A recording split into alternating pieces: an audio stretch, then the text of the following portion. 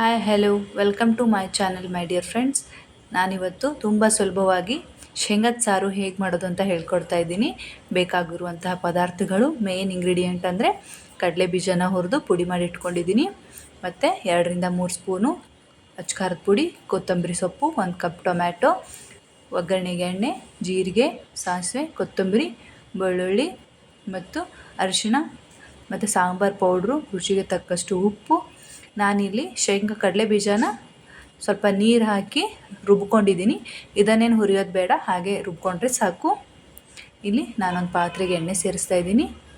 ಎಣ್ಣೆ ಸ್ವಲ್ಪ ಕಾದ್ಮೇಲೆ ಕರಿಬೇವು, ಜೀರಿಗೆ, ಸಾಸಿವೆ ಚಿಟಪಟ ಅಂತ ಸಿಡಿತಾ ಇರಬೇಕಾದ್ರೆ ಕಟ್ ಮಾಡಿ ಇಟ್ಕೊಂಡಿರುವಂತಹ ಟೊಮೆಟೊನ ಸೇರಿಸ್ತಾ ಇದ್ದೀನಿ. ಟೊಮೆಟೊ ಸೇರಿಸಿ ಚೆನ್ನಾಗಿ ಕೈ ಆಡಿಸ್ಕೊಳ್ಳಿ.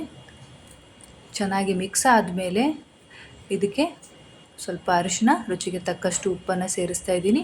ಸೇರಿಸಿ ಮಿಕ್ಸ್ ಮಾಡಿಕೊಂಡು ನಾನಿಲ್ಲಿ ಸುಲಿದಿಟ್ಕೊಂಡಿರುವಂತಹ ಬೆಳ್ಳುಳ್ಳಿನ ಸ್ವಲ್ಪ ಕೊತ್ತಂಬರಿನ ಹಾಕಿ ಸ್ವಲ್ಪ ಜಜ್ಜಿಟ್ಕೊಂಡಿದ್ದೀನಿ. ಇದನ್ನು ಹಾಕಿ ಮಿಕ್ಸ್ ಮಾಡ್ತೀನಿ. ಇದಕ್ಕೆ ನಾನಿಲ್ಲಿ 2-3 ಸ್ಪೂನು ಕೆಂಪು ಖಾರ ಅಂದರೆ ಅಚ್ಕಾರದ ಪುಡಿನ ಸೇರಿಸ್ತಾ ಇದ್ದೀನಿ, ಮತ್ತು ಸಾಂಬಾರು ಪೌಡ್ರನ್ನ ಸೇರಿಸಿ ಚೆನ್ನಾಗಿ ಮಿಕ್ಸ್ ಮಾಡ್ಕೊಳ್ತಾ ಇದ್ದೀನಿ. ಚೆನ್ನಾಗಿ ಮಿಕ್ಸ್ ಮಾಡಿ 1-2 ನಿಮಿಷ ಬೇಯಿಸಿ ಅದಕ್ಕೆ ನಾನು ಹುರಿದು ಪುಡಿ ಮಾಡಿ ಇಟ್ಕೊಂಡಿರುವಂಥ ಕಡಲೆ ಬೀಜದ ಪೌಡರ್ನ ಹಾಕ್ತಾಯಿದ್ದೀನಿ. ಅದನ್ನು ಚೆನ್ನಾಗಿ ಮಿಕ್ಸ್ ಮಾಡಿಕೊಂಡು ಕಡಲೆ ಬೀಜನ ನೀರನ್ನು ಹಾಕಿ ರುಬ್ಕೊಂಡಿರೋ ಕಡಲೆ ಬೀಜದ ಪೇಸ್ಟನ್ನ ಹಾಕ್ತಾಯಿದ್ದೀನಿ. ನೋಡ್ತಾ ಇರ್ಬೋದು ನೀವು.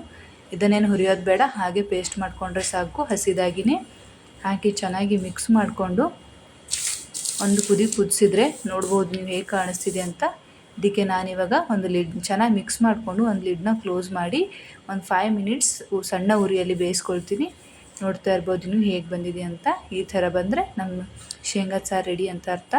ನಾನು ಮಾಡಿರೋ ಶೇಂಗದ ಸಾರು ನಿಮಗೆ ಇಷ್ಟ ಅಂದರೆ ಲೈಕ್ ಮಾಡಿ, ಶೇರ್ ಮಾಡಿ, ಸಬ್ಸ್ಕ್ರೈಬ್ ಮಾಡಿ. Thank you.